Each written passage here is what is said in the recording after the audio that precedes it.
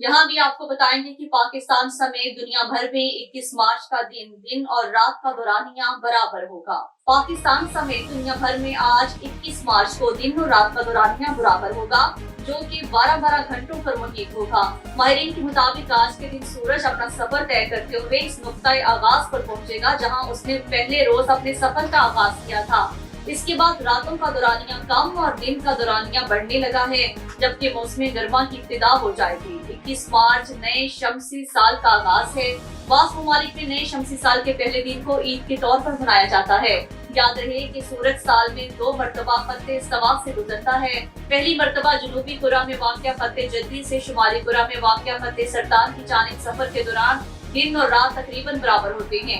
इसी तरह दूसरी मर्तबा सूरज ऐन खत्ते इस्तवा पर होता है, जब वो शुमाली कुरा में वाक़या खत्ते सरतान से जनूबी कुरा में वाक़या खत्ते जद्दी की जानिब सफर करता है।